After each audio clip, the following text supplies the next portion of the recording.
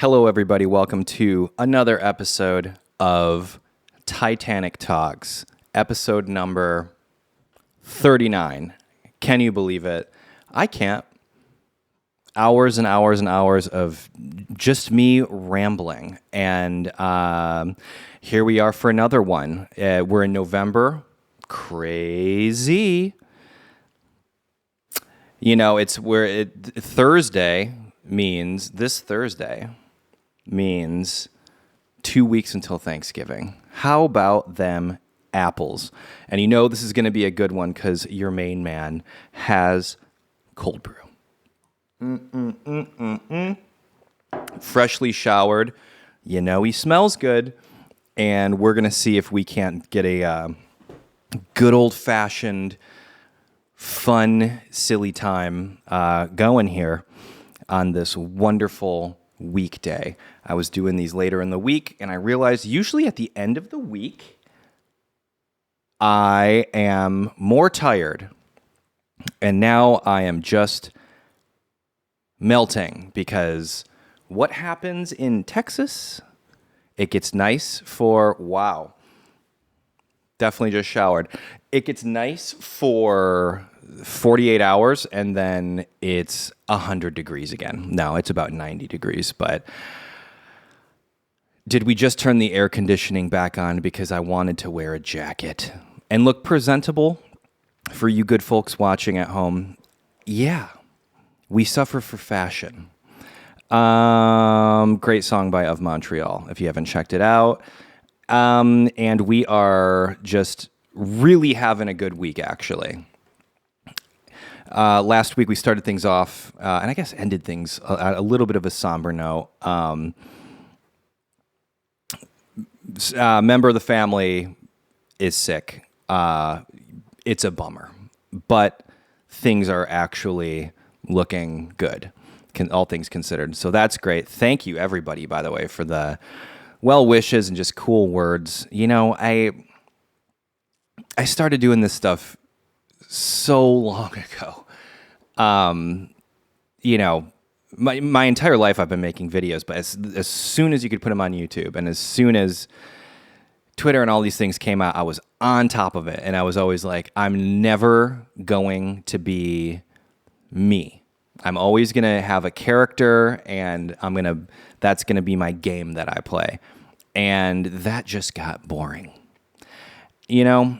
And I like now that I'm in my my flop era. No, I like that I'm in like the era where I'm comfortable and I'm happy. And that reflects in the music and the type of stuff that I find myself to be making. I used to poo on all of my favorite artists, by the way, who would get into that era where it's like, you can tell, you can kind of listen to, especially like legacy artists, you can kind of tell when you are listening to something and you're like, oh, it sounds like they just maybe started a family in this era. Listen to Sunflower by Beach Boys, right? It just feels like a couple of dads. And I understand if you're, you know, a youngster out there and you just want the rambunctious, you know, emo me. Hey, who knows? Life is ups and downs, but right now we're on an upswing. And as those things come at you in life, I'm sure you've had plenty of them. Maybe you're going through one right now. I certainly am. It's like, you know what? I could dwell on this. But I spent most of my life, I think, being a dweller, a basement dweller at times. And I find that taking a look at the sunshine and the brighter things in life has improved my existence on this planet, you know? And so I hope that that is something that anyone who's maybe watching now and down in the dumps, if anything, maybe this can be a fun little hour that we can share together. Because that's why I do it, you know? I am a couple channel members, by the way. Thank you, everyone, for being super supportive. I cannot stress and explain how cool I think that is, and also how cool everyone's being as I figure out how I'm doing these behind the scenes videos. And it's really looking just like the ones that I've done. It's just press record and just let it go. Because from what I hear from y'all, like you don't mind if there's little spaces. When I do these talks, I'm always very conscious of like make sure there's no spaces, and I'm trying to even get to the place where I don't fill things with ums and uhs. You know what I mean? Which is impossible. I'm a person who fills the quiet blank pauses. I like to fill those in. And through therapy, I learned that that's probably something I should work on, and we'll see about that. I'm not going to get down on myself, especially there's one right there, if they come out. But it's one of many things that I continue to work on, because that's I think a responsibility that we all have as adults. I can't really blame young people because it's hard to figure everything out when you're young. No one's figured everything out when they're young. And I find the older I get and the less I really care about things that don't affect me, or things that I can't have a positive effect on, because that's been the whole, probably something from becoming a father. Everything's kind of become more of, well, how can I be of service? And I used to think, well, I'm providing a service by, I put all this music and video stuff out, and you can watch it for free, and no one has to buy it or whatever. And my perspective has changed on that, where it's just like, I at least have I'm no Quincy Jones yet. But the things I've learned, there's little things that I've picked up along the way, and maybe through storytelling and or parable here in this format, it's something that I can at least, it's therapeutic for me to talk about stuff. I was once told I had the gift of gab. And I think that gift of gab has definitely put some of my own feet in my own mouth at times. But hey, we're all learning, we're all growing, and no one's got it figured out. Did you ever get to that point with your parents where, I think for me it was probably like 18 or 19 years old, and I realized, maybe sooner actually, and I realized, oh, they don't know everything. And no knock on my parents. They have done and continue to be fantastic. I really won the lottery there. But at a certain point, you kind of realize like, oh,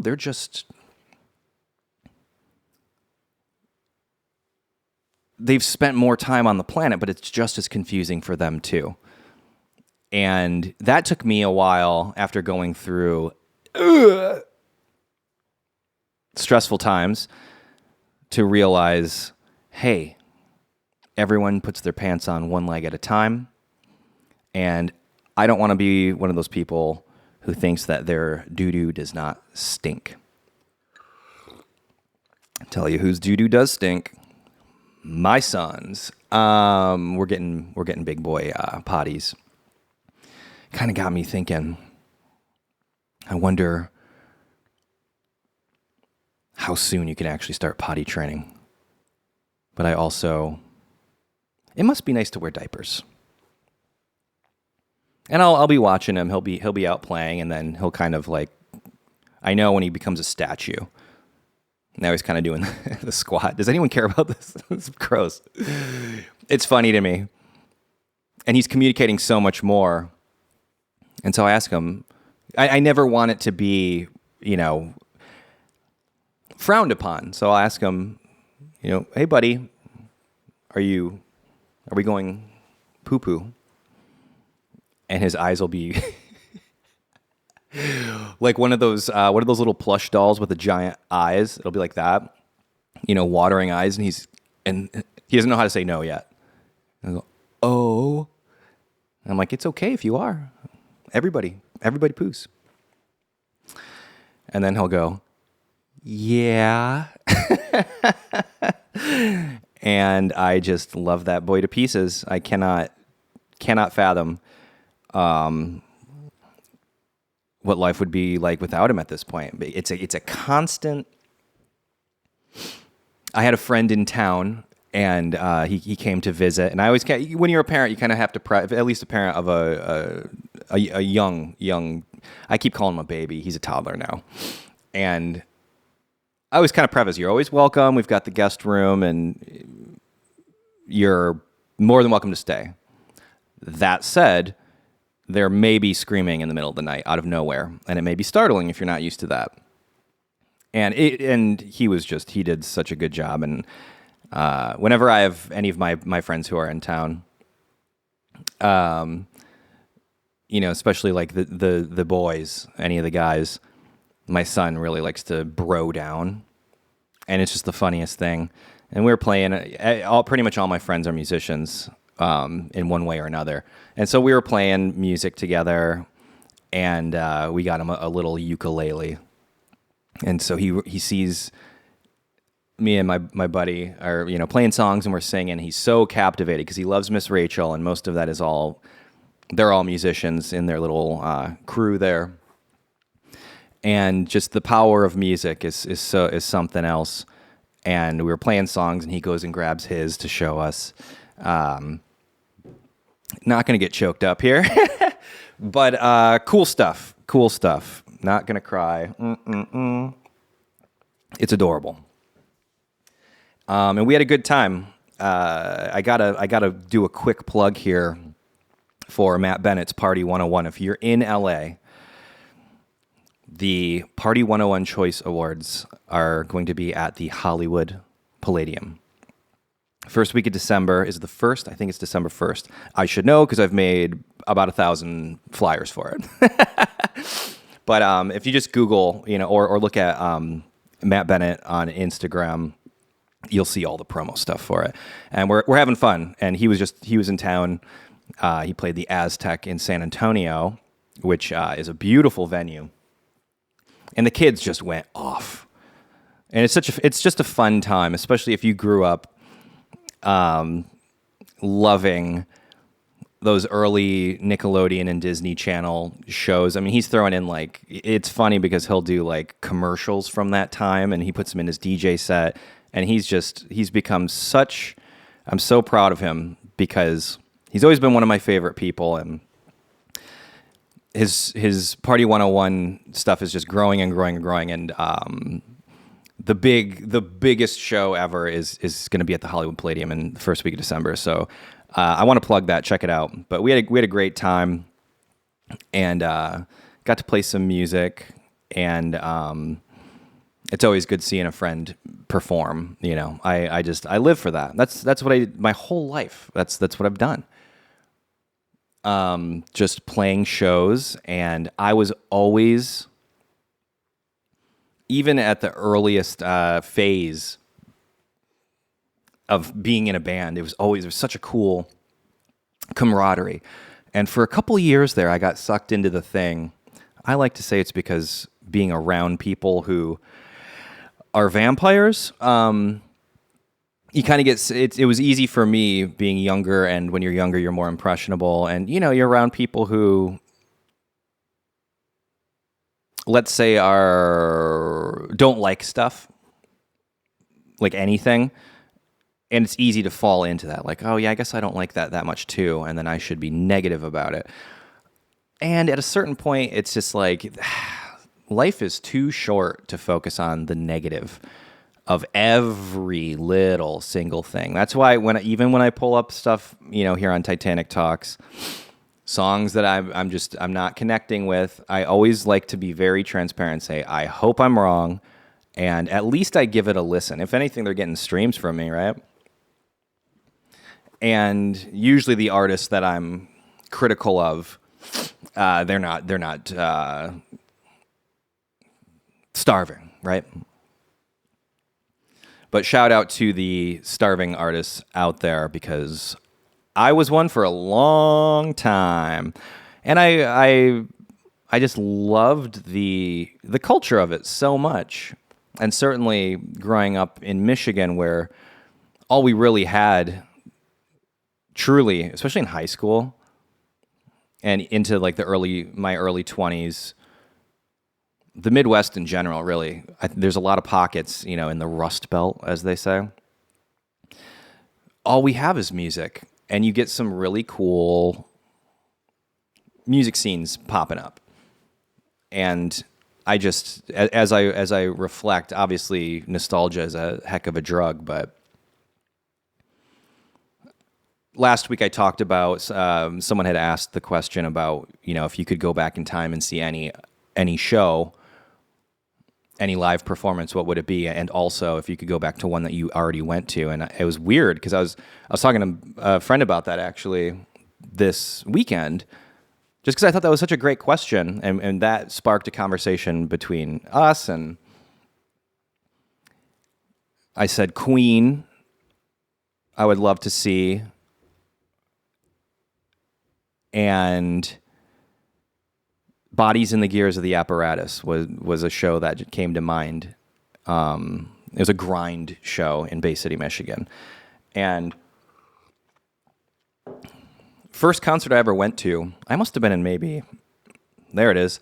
I must have been in fourth grade, Weird Al Yankovic. I don't know if I've talked about that.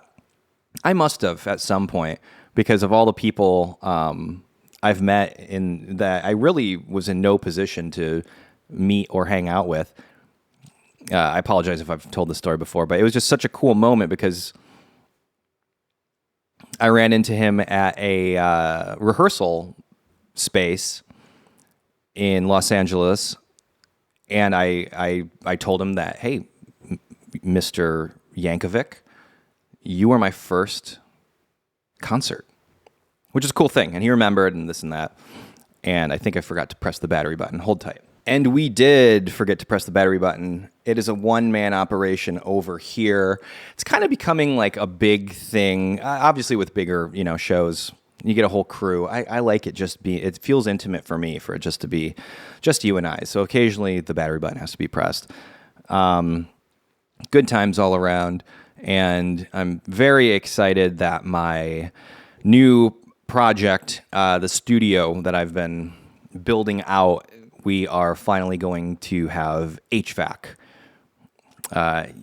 heating and air conditioning in there. And so I'm going to move into the new studio, hopefully in the next 2 weeks here. And for our channel members, that is full transparency here. That's been kind of the main. I want to have it cool looking for the behind the scenes stuff.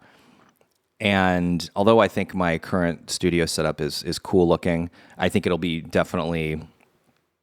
I'm the type of person who I need a space to go to and be like, this is where I'm working. Or at least to me, shooting and editing are very different things. And so that is something that we have to look forward to here on this channel. Always on the up and up, It's been a good year. I've had a lot of projects that I'm very excited about, and luckily people are digging. And the only thing I don't really have and never really have had is my own studio. And so it felt like it's time to have that dedicated spot. And I'm so excited about that. Because that to me just means, well, more stuff for y'all, right? More output. And as the world gets crazier, I really want to start doing more kind of, I guess, commentary, silly videos, which I think are fun to do. The old school Titanic Sinclair style, I guess you would call it, because it's almost like a language to me, making that kind of stuff. I've made so many of them. And people often will ask me, like, well, why don't you do more of those? They tend to perform well and whatnot. And I think it honestly is a matter of production. Because I always have the ideas. I've got my notes nonstop. Oh, this would be a funny one. This would be a funny one. And I think if I just go into my new studio with my notes and say, all right, I'm here to shoot all this stuff. And if they don't turn out, fine. But I usually, once I shoot something, I'm like, oh yeah, we should put that out. So anyway, we had Halloween, which was fantastic. I would have shared pictures of my son in his adorable lamb costume. We got him this vintage lamb.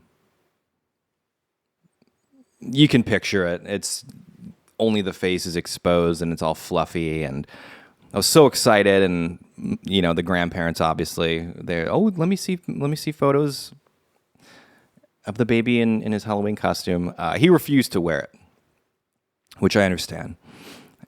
And I was going to do the whole thing and paint my face and but I didn't want to scare him. He's at the age where he's very, I always wonder, like, there was one time in particular in Halloween, I was probably 4. And I remember, it's one of my most vivid memories. And there was a haunted house. This would have been in Saginaw, Michigan. And they had a person that was cut in half. And I was not having it. It was like, I'm remembering it like it was like from a super high budget horror film. It was probably just someone's garage that they covered in like trash bags that you walk through. And at the end of it was Freddy Krueger. And did I have nightmares about Freddy Krueger for 2 years after that? Yep. I was a scaredy cat. And so I'm wondering, I wonder how much of an impact that had on me. I wouldn't trick or treat for years. I was too scared. And then maybe I was like 7 or 8, and finally I was like, oh, okay, I got this. Halloween's pretend. And so I want to, it's weird, I don't want to be a helicopter parent. But when something's scary, I try to let them know, like, it's okay. And it's pretend. It's fun. We're having a fun time here. And it's funny because as he's just learning so much more. Every day it's a new word. And he's starting to get phrases and starting to say please. I think last week maybe I talked about how anytime he'll always come up and, tug on me, up, up, up, up, up. And I'll tell him to say please. It's the magic word. And please. I'm like, all right, cool. And he's got his thank you. And so as the brain is developing so quickly, so rapidly, we'll be in the store and they've got the 20-foot scary, or at least last week. Now it's all Christmas stuff. And he just kind of would look at it. And I just like to let him know that everything's okay. Because you see these TikToks and you see these viral videos of parents like freaking their kid out, and like the last thing on the planet, I think, what is that? What is the thing? What is scaring your child? I guess to be funny and laugh, but then to post it online, I feel like I'd be very upset if there was a video with 50 million views from when I was in diapers of my parents painting their face like a demon and popping out around a corner and scaring me and then laughing at me and putting it on the internet. What is that? Like what, for internet points? You don't make any money off TikTok.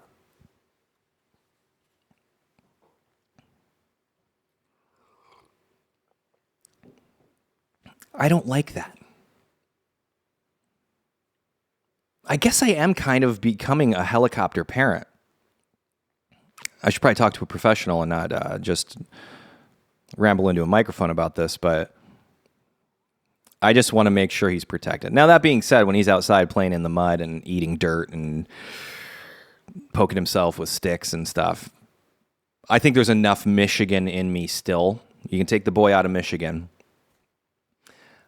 I think there's enough of that in me still. And, you'll get, that's when I'll see kind of like other parents, like they'll kind of be judging you. And I'm just like, he's a boy. I was falling out of trees when I was his age, or I guess maybe a little older. But when he falls down, it's the whole thing. They fall down and they look at you right away and to make sure everything's okay. And I just like to be like, yeah, you're good. You're good, bud. I just like talking about my my baby boy. My baby boy brings me so much joy. I love being a parent. And Finn's parents, next song is coming out. We have been waiting for... I ordered some things on Depop. Man, you really don't have... I've always loved thrifting and finding a gem, and I've been on the lookout for a couple of pieces, and I couldn't find them in Chelsea at one point. I was like, why don't you just look on Depop? I'm sure they have what you're looking for. And there were about 50 of them. For 3 months, I've been looking for this one thing. And so the more you know. I'm really, really excited about the next song that's coming out. It's one of my favorites. And it's about the whole project. My friends, my close circle of friends, I'll always send stuff to first. And they tend to have a really good radar. And when you get a good reaction from, especially like music producers and songwriters, and they're like, hey, this is probably my favorite thing you've ever done. That's like, whoa, okay. And there's one in particular kind of thing. It's going to be the third song. Maybe I'll put that one out in December.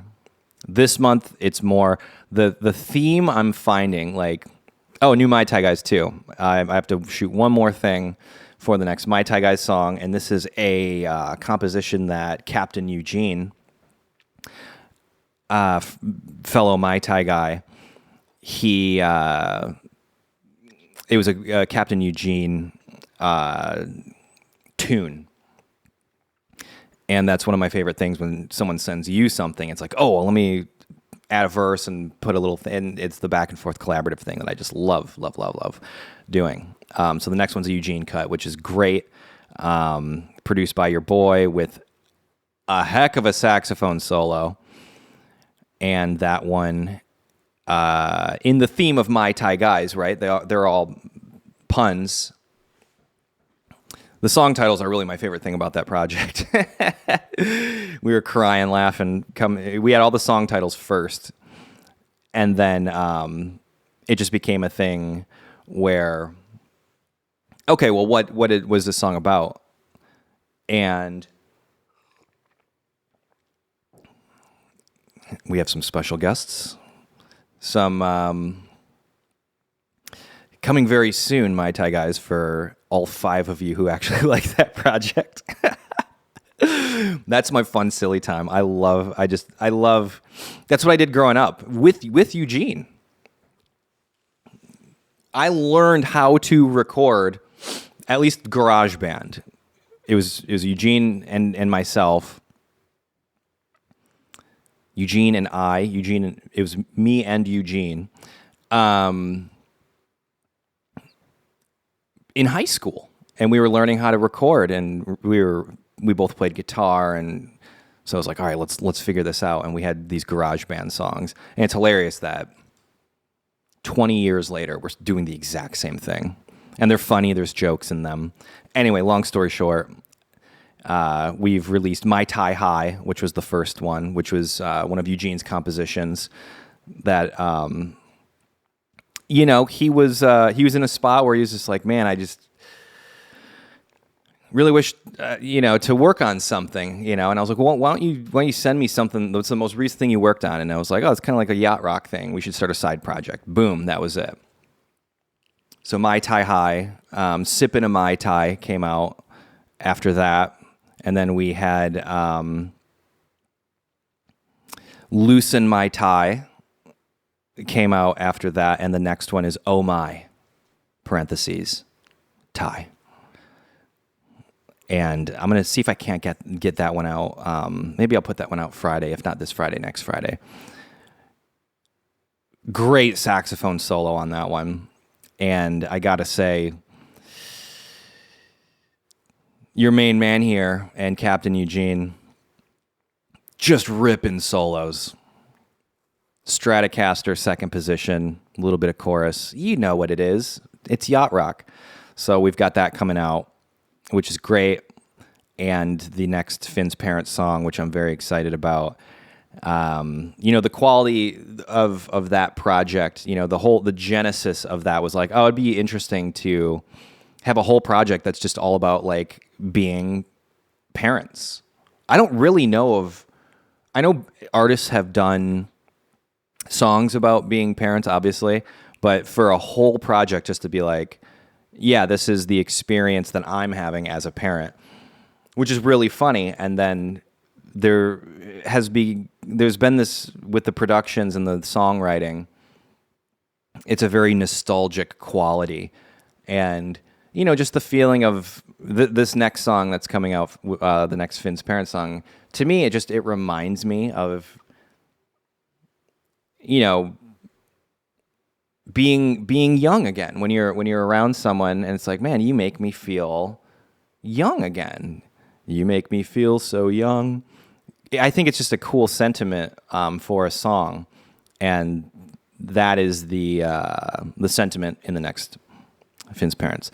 And just got to finish the video for that. That album's pretty much done. The My Tai Guys album's pretty much done too, but we're doing the old just one song at a time thing. Just so that there's something to look forward to, like every month with all these different projects, and put stuff out, and just have a good old fashioned silly time with it, right? Thank you as well to everyone for the awesome feedback and nice words and well wishes with the release of Southern Galactic by Caleb Lee Hutchinson, available now on Spotify. Please check it out if you haven't. There's just so many songs on there. We've got. I did an interview with him. I'm going to have him on here, and we're going to talk a little bit more once everyone has a little bit of time to give it a listen and live with it. And we'll take some listener questions about that, because there's some really cool production stuff that I was able to do on that, and I'm very, very happy and excited that Caleb and his whole team were cool with me going crazy on that one. So we're definitely just very, very thrilled about the response, and it's cool. It's it's at a certain point. Well, when you release anything, it's just like it's not ours anymore. It's yours. And it's cool when people can feel the good vibes and the positive energy that can come from that kind of a thing. And in his case, he's in a tough spot, and we were able to channel that into, I think, something that hopefully will inspire people to, even when you're bummed out, have a laugh, dance a little, be emotional at times, and get the full spectrum, I guess, of what it means to be on this planet. And because that's what music is, right? Definitely got emotional. The new Beatles song came out, Now and Then. If you're unfamiliar, I would highly recommend. I think it's on the Beatles main channel. There's like a mini documentary that they did about it. And basically, when George Harrison was still with us on this planet, in the mid-'90s, they tried to rework a John Lennon demo, and they just couldn't get the vocal sound right, basically, because it was from like a cassette demo. And now with AI, they were able to grab just the isolated vocal and finish the song, including George's parts that they recorded. So technically, every Beatle worked on it. And I got very choked up listening to it, because it's a beautiful song. John Lennon, he's one of my favorite songwriters, maybe my favorite songwriter of all time. definitely top 3. And I highly recommend checking that out. There's a lot. Pretty much every music YouTube personality I know of has done a deep dive on it in a way that is much more profound and complex than I could ever put into words. And I like when they get into like the theory of things. There's a great video too that I watched that I wanted to recommend. And it had to do with the Hereditary soundtrack, which I didn't realize really when it was from Charles Cornell. Awesome. I've been practicing a lot more piano, and I love Charles Cornell's channel because I think he's just such a great teacher, and you can he's one of those people I would talk to for hours and hours and hours, and people would get annoyed by, because it's rare that you really are able to talk to people in depth about music in a theoretical standpoint, but also like emotionally. And anyway, how 4 happy notes created a terrifying theme. Check that video out. It is fantastic. And Hereditary, I mean, probably, I think, next to The Shining, my favorite horror movie of all time. If you haven't seen it, I apologize ahead of time. You're gonna be feeling uncomfortable. And they just nailed it. But if you know my work, like my, I guess, directorial work, people have asked me over the years, you know, what inspires you to make the things that you do? And I always kind of land back on, I love when it's uncomfortable. I love the discomfort, because I never like sitting down and watching a movie or any piece of content really, and just within 5 seconds you're like, I know what this is. Oh, the superhero is going to win. Okay, yeah, the superhero won. And my favorite movies, ever since I was little, have always been the ones where after the fact, it's like, what was that about? Chelsea and I, on Halloween, we rewatched The Thing, the 1982 Kurt Russell, the version. I know spooky season's kind of come to a close, but if you're looking for something great, I hadn't seen it in years. And a good movie, just like a good song, the further into life you get, it can communicate different things to you. And that last scene, I won't spoil it, but I will say, if you haven't watched it, go watch it and then come back and maybe take a note or think about this. The last scene, I feel like I get now. The other times I've watched it, I was like, what was that? I remember being in high school and watching it and be like, huh? And as an adult now, I'm like, oh, I have my theory. So maybe we'll revisit this, because I know some of you probably haven't seen it yet, but amazing. I love that movie. And but yeah, Hereditary, if you haven't seen that, oh man, maybe you've been under a rock, but that is probably that's probably the best horror movie in the past 20 years. You know, for me, it's always it's never the monsters. I love those monster ones. I grew up on them. I like the campy.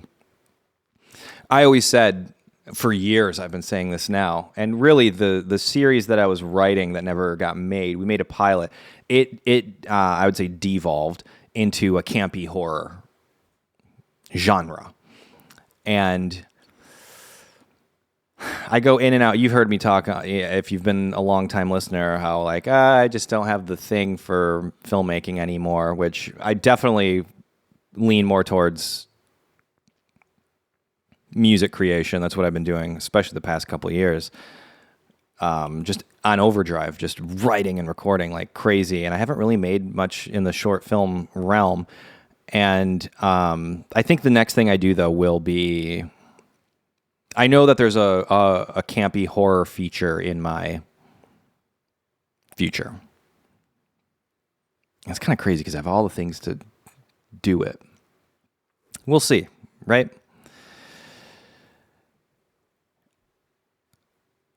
Top 5 all time, probably Shining's number 1.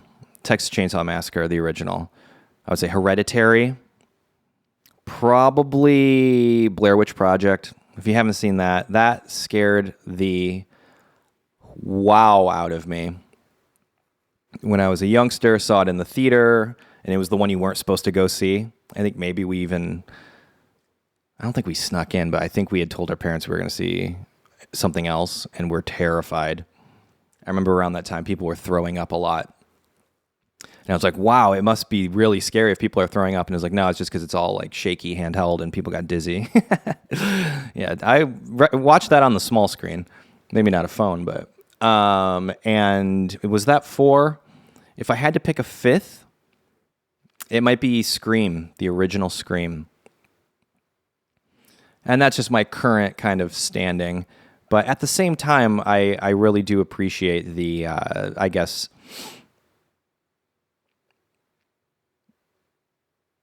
Some of them you can't watch more than once. Like The Fly, I thought was terrifying. I watched that movie once and I was like, that is enough for me. Ew. That's a gross movie. Have you seen it? Jeff Goldblum. I met him once, and he's exactly what you think he would be. I must have told that story too. They used to do this jazz night. Can't remember the name of the venue, but if you're familiar with LA, it was on, not Hillhurst. What's the one just to the west of Hillhurst? Vermont? It's right next to I haven't lived there in so long now, I'm forgetting the names. The Dresden. Legendary bar, and there was this tiny, it wasn't even a club. It was like a bar, and Jeff Goldblum used to do a 3-piece jazz thing. It was awesome. And got to hang out with him, and it was hilarious. I think, if I remember correctly, I approached him with, I forgot my mantra. I want to say it's one of his first roles. Yeah, from Annie Hall, 1977. And I always thought the funniest line in that movie was Jeff Goldblum. Very quick. I think it's his only line in the movie. And he says, I forgot my mantra. That, I mean... Obviously, that movie came out 10 years before I was even born, so there's no way I could have written it first, but that's one of those lines where I'm like, I wish I would have written that. Clever. It's funny. Jeff Goldblum, Chef Goldblum, if you're a Tim and Eric fan. Was that Tim and Eric? Chef Goldblum? No, I think that was Portlandia. My brain is just kind of going. As I age, starting to get a lot more. I'm becoming salt and pepper. Let's call it like it is. Your main man is becoming salt and pepper. Hopefully handsome. I always associated like salt and pepper. You hear. I had a friend once who was dating an older gentleman, and much older. And I remember asking about him. I won't say what he did. He's successful. And she said, well, he's salt and pepper. I was like, oh. That must be a thing that some women like. And now that I'm getting them I've had them in the beard for a couple years now. Never in the mustache, though. And I'm here for it.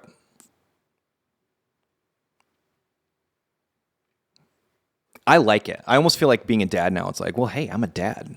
I'm allowed. And get out of here with the just for men. I'm going to rock it. I haven't dyed my hair in years. That used to be... it's crazy. I'll see people who are blonde now. Like I'll see guys who are blonde. Like bleach blonde. And I always think, woo, what a process. Don't miss that.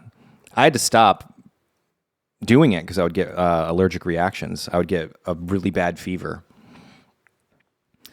Maybe I don't know if the guy who did it maybe was using chemicals that were not legal. Did a great job. Looked great. Felt terrible. I'd break out in like hives, like the back of my head. Sorry for being gross this episode. And there it is. What did I not cover yet? Oh, I wanted to talk about just last night. Actually, we went to see Priscilla, the movie by Sofia Coppola, I've loved every single thing that she's done, and of course, I was gonna love this, and I would say I liked it.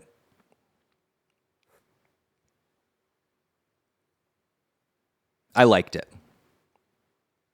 Didn't love it. Anytime you're making a movie, like one thing is if it's a period piece, right? And two, if it's someone who maybe period pieces about someone who really lived. Biopic, is that the word? Maybe that's not their strong suit. It was very good. It was about Priscilla Presley, Elvis Presley's wife, and I thought that it's worth seeing. If you've got a theater nearby that's playing it, I would check it out. Definitely something that would be worth your time.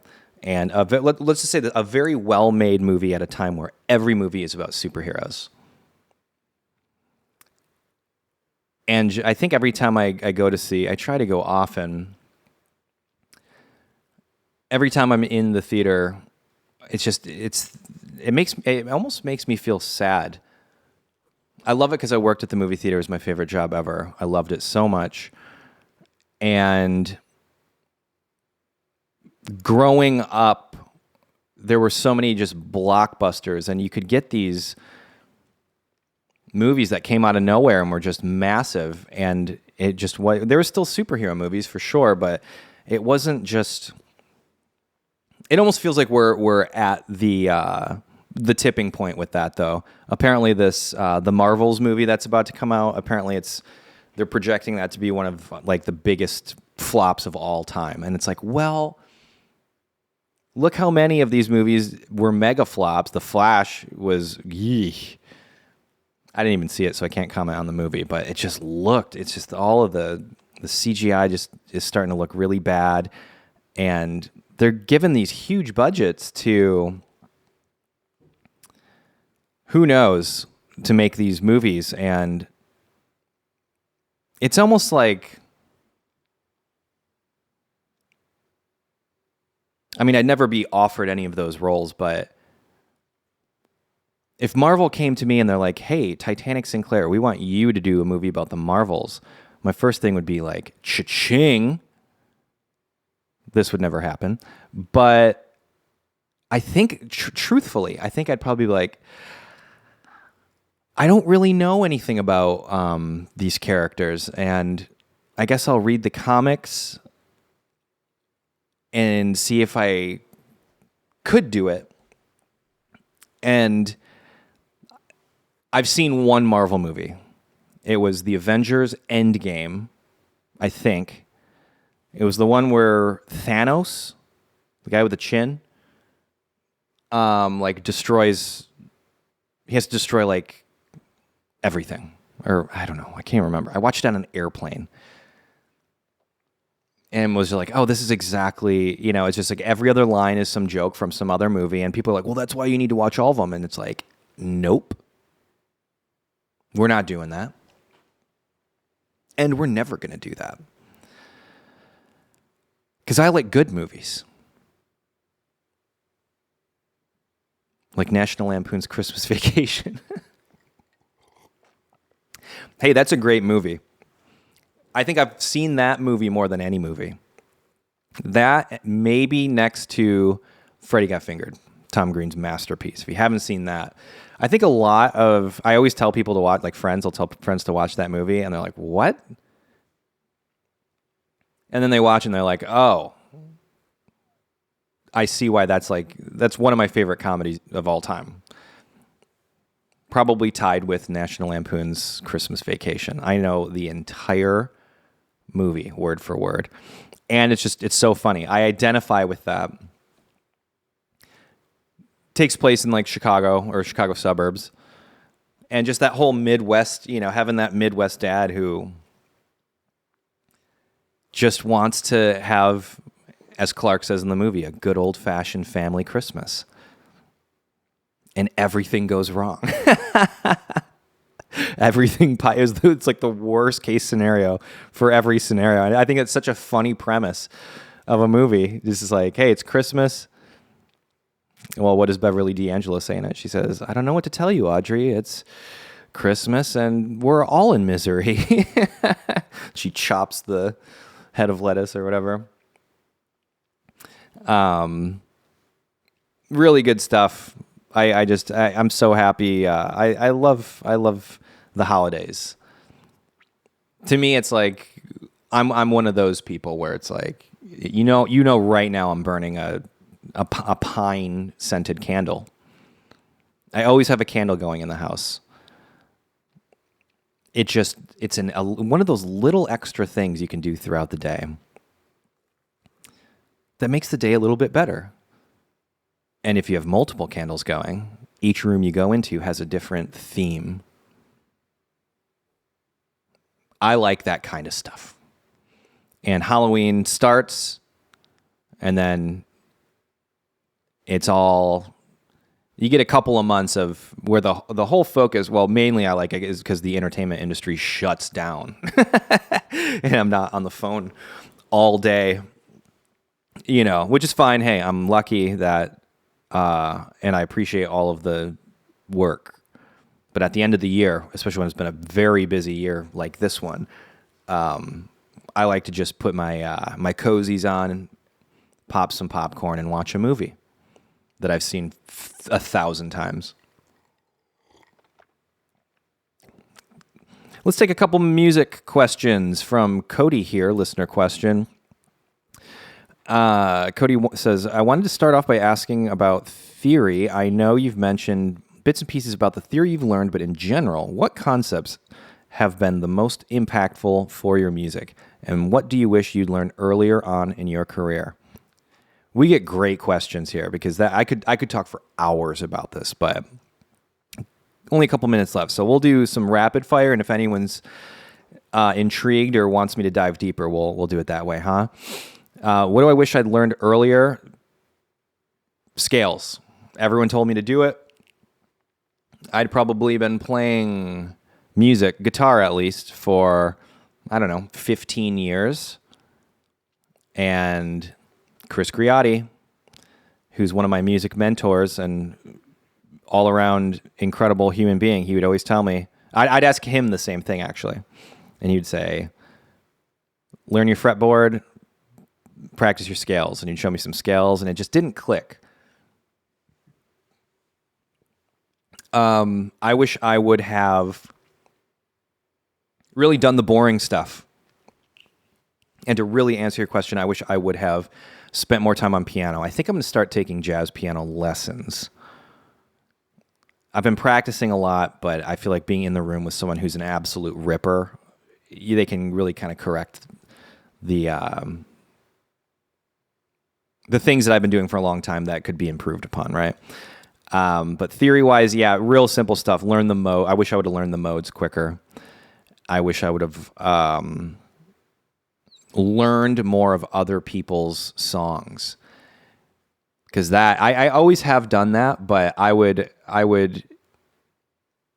play like one of these more interesting, jazzier, I guess, chords. Any like the major sevens, or you get into like sharp nines and the 11s and stuff like that, and I would learn the how, but I wouldn't learn the why, and that's theory, right? And if you're asking this question now, it's there's never been a better time. Well, the video I recommended earlier from Charles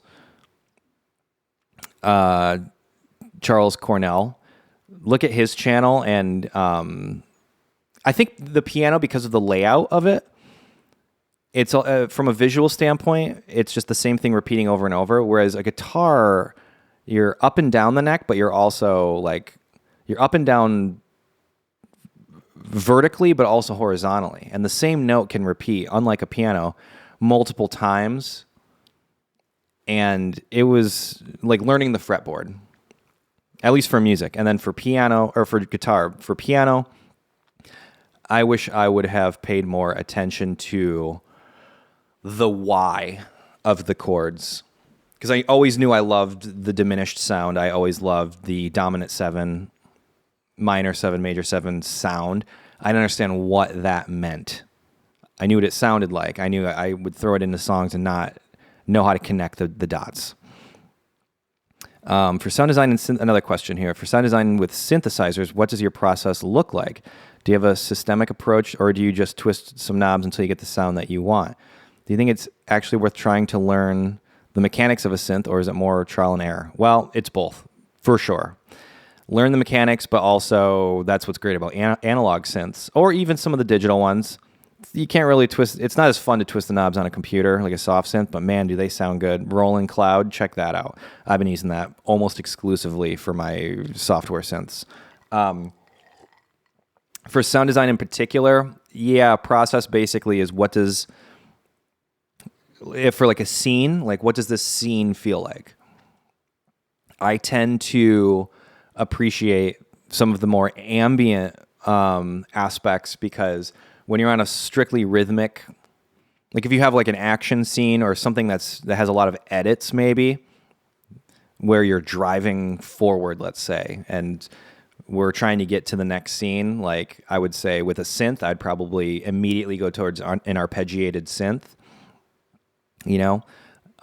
something with more of a rhythm. But if you're kind of in a floatier atmospheric sound, well, that ambient stuff is really good for that. And you can be more impulsive, and you're not glued to a click. And that's what I'll always do when I'm scoring things.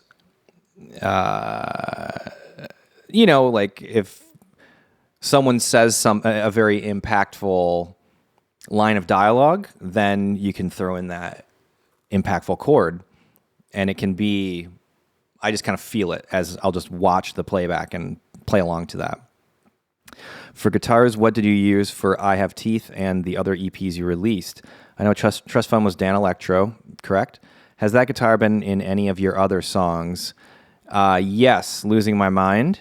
I think you also mentioned a Mustang at one point. You were listening. Yeah, I Have Teeth, I think, was all a Japanese-made Fender Mustang that's probably in a closet somewhere collecting dust, unfortunately. Incredible guitar, and I'll probably never see it ever again, but hey, you never know. And I think that whole album was Mustang, if I remember correctly. I may have, and then for the acoustic, there's some acoustic stuff that would have been a just some cheap Epiphone. It was like a starter kit Epiphone, and it sounded horrible, but it was the sound, right? And so I liked it. Other guitars, if anything, it would be, I think maybe the Epiphone Casino, which I recently got back, which I'm thrilled about. That would be guitar-wise, and all of the amps, by the way, were software. There were a couple around that time, recording-wise. We had put out a song called Wet Cigarette, which was around that time, and I used a Vox AC 15 and a Big Muff, which I still have, and then the Epiphone Casino. But I'm pretty sure I Have Teeth was just Mustang, because I didn't have any other guitars at that point. There was probably from 21 years old until I was about 28. I was so broke that I would get some work or, get a job. Usually it was like editing videos, and I'd get just enough money and I could buy a guitar and record a bunch of songs, and then I'd be broke again and I'd have to sell all of my gear to pay rent, and so I lost a lot of gear that way. Want to know about your mixing process. You definitely have a unique style that I personally really like. Will you ever talk more about that, maybe in the member videos you're making? That's exactly what they are. What about plugins and effects? Oh, you better believe it. Yeah, that's mostly, and I said maybe last week or 2 weeks ago, are you guys, would you be cool if it's just kind of me talking about plugins and mixing stuff? And it sounds like people are interested in that. That's always evolving. So I would have to ask, what song or what sound are you looking for? At least something that I worked on. Stuff that I'm really into right now is the Retro Color RC20. I think I've got that on like every track. And I'm kind of getting into like the nerdier stuff, compressors, limiters, master bus stuff. And that's what we'll go over in the channel member videos. I'm hoping to have that first one up. Thank you again for bearing with me here. I'm hoping to have the first one up this week. Potentially this weekend, probably at the latest. I want them to be good and also not just be me clicking buttons, because sometimes in working you're EQing a thing, but I can probably talk a little bit more like why I'm EQing this a certain way, because it sounds like that's what y'all are pretty jazzed on. And look, I'm not the type of person like I want to share the stuff, not that I'm great at anything, but I've done things enough to where it's like I'll slap on like I've talked so much about the Decapitator. It's one of my favorite plugins of all time, but for a vocal, for example, and I'll EQ out the low end in there as opposed to like the Shep's 73 EQ or any of the SSL EQs that I use. I'll carve it out there. And I guess we'll get more into that in those videos, because there's no right way to do anything. And I know my way's not right, but I know I like the way it sounds. And sometimes I do things the right way. It just depends on application. And finally here, a question about, I was curious about your approach to lyrics and vocal melodies. Do you have any specific strategies for that, or is it more of just doing what feels right? You've always been really good at lyrics and melodies. Thank you. So it may just be you have a natural talent for that kind of stuff, but I'm still curious about what your process is like. Yeah, I've wondered that about people that I love.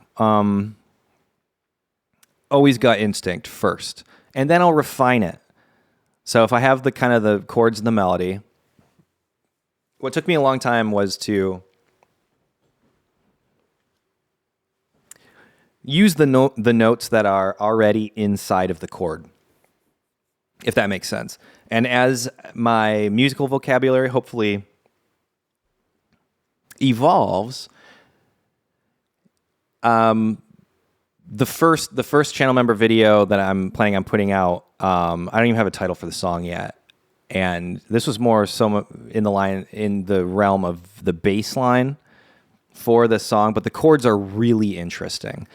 And so the bass melody, a lot of the times I'll take the vocal melody. I heard somewhere, I can't remember who the band was, I apologize, but there was a band who, I'll find out who this was actually. But basically the idea was what they would do is their bass player, whatever the first bass line they came up with, that would be their vocal melody. I've done that a lot.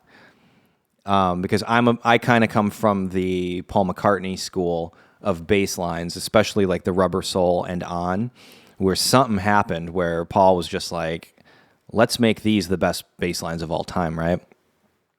But usually when I'm working within, like, I'll have the chords and a rough melody. Chances are the notes in the melody I'm singing are in the chord already. And especially if you're using more expressive chords that are like 4 or 5 note chords, you've got a lot of options while that chord's happening to explore up and down the bass line or the fretboard of the bass. And sometimes I'll be like, oh, actually, you know what? That would be cool to either double with the vocal so they're together, or simplify the bass part and let the vocal take, or vice versa. It can work either way. Just whatever fits the song, right? The vibe. And I find with more adventurous chords, basically anything outside of a 2-note power chord, that's where the really adventurous stuff comes in. And then you can support that with, like, maybe there's a note in the chord that the bass and the vocal are not doing, and there's your harmony, right? Kind of where my head goes. The chords will inform everything. That's your backbone. And you can let the bells and whistles kind of exist in the vocal and supplemental stuff. But I guess that's kind of the lyrical and vocal melody approach. All my voice memos are all just gibberish. And sometimes I'll listen back and there'll be something, oh, it kind of sounds like I'm saying this, and oh, actually that works and that fits the vibe. A lot of it just, it's the songs reveal themselves to us. That's how I feel. I'm not the type of person, and I know plenty of people who write a poem and then we'll make the words fit. I don't do that. And I don't think I ever have. I've tried. I don't like working like that. It feels forced to me to do it that way. And if you have something that you want to say, I'd rather rework it into something clever and creative that leaves it maybe not ambiguous, but let the listener be a part of the songwriting experience creatively. And that's the kind of stuff that gets me jazzed. Anyway, there you have it. Wow, I can't believe it. It's already November. If you want to become a channel member here, click that join button. And we've got, a whole boatload of stuff. Especially, I'm getting this new studio. It's wired for electricity. That's been the hardest thing. We had to dig a trench to get the electric running properly. And there's zoning things and stuff that you have to figure out. But the last step is getting, maybe these first couple won't have the proper insulation, but that's okay. As long as it's operational, I think it's going to be a good vibe. So click the join button. That is super helpful for me. And make sure that you are we still in Scorpio season here? We are. So go ahead and stream Scorpio. That's one of my favorite songs ever. And I was just talking to Johnny Danger, and who I worked on with that one, and one of my favorite people in the world. And we're going to do more like that because I've been writing the new Titanic Sinclair album as well, in between all other 8, 9 projects that I'm currently juggling. But hey, it's all good because I imagine with my creative output at this point, it's you ever watch The Price is Right? Is it Plinko? I think it's called Plinko, where they drop the little chip and it bounces down and you have to hit the big prize, right? And to me, it's always, where does this idea live? Maybe this song's for this person or that person, or for one of a Titanic Sinclair thing, or maybe it's a Finn's Parents song, maybe it's My Thai Guys. And they're always, it takes a minute to kind of figure that out, but the song comes first, and then I'll kind of figure out, well, lyrically, that's usually what will inform it. If it's about drinking tropical cocktails, it's probably going to be a My Thai Guys song, right? So anyway, thank you so much for watching. I love you all very much, and we'll see you next week. Be well and keep it groovy. Check out, I was just listening to a song that I thought was really cool. I apologize because I don't know the name or how to pronounce it, but Lee Hutchinson from an album called Jazz and Alchemy from 2011. The song's called Intuition. And maybe check that one out. That's kind of been my vibe recently. And cool. Yeah. Hey, rock and roll. We'll see you next week.